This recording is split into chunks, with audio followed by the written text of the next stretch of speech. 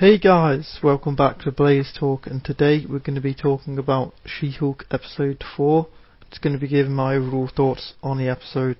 But yeah, another really fun episode with She-Hulk. Been really enjoying this series so far. I think it's one of the best MCU shows so far. And this episode was just another one to top that off, and another really fun story, some great court case scenes.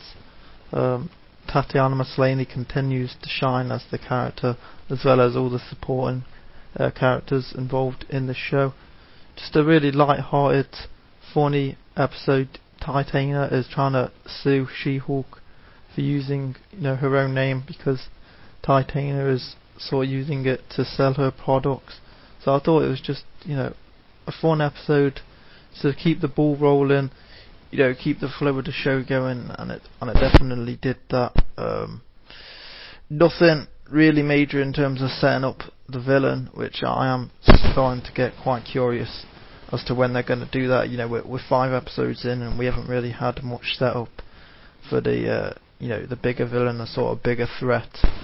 So I am interested to know, how that comes to be. But I'm just going to get straight into the end of the episode, guys. Daredevil is coming. There's a great scene at the end. She-Hulk is getting her own suit, and the dude, you see there's like a Daredevil helmet in like a box, and he makes like a one-liner. This is really confidential. Then just great setup of Daredevil. I think he's definitely going to be in the next episode, and I cannot wait. I mean, let's be honest, guys. This is what we've all been waiting for. We're all waiting to see Daredevil come into the show. And a good thing about sort of having Daredevil in the show, I imagine he's going to have some sort of ties and connection to the overall villain. Little bits of trailers we've seen, it looks like Daredevil is aiding She-Hulk in fighting crime, or as I say, potentially finding out the bigger threat. So I am very interested to know Daredevil's sort of arc in the show. Obviously, I know we're going to see a lot of Matt Murdock and Jennifer Walters, but as I say, the Daredevil aspect is the most intriguing, and I think having his character in the show will definitely bring more information and definitely make some really nitty-gritty action scenes. Obviously, I'm not expecting the same sort of grittiness as the Netflix show, but in terms of just fighting style, we should see some really cool hand-to-hand Daredevil scenes, some great combat scenes. So I'm really looking forward to it. The She-Hulk CG is definitely looking good. As I say, a lot of complaints were made whether the CG for the show would hold up, but in my opinion, she looks very good. The CG looks very believable. But guys, as I say, just a really fun episode. Really not much I could really say. Just a very simple story, not a whole lot going on. Just a court case with Titania that gets resolved.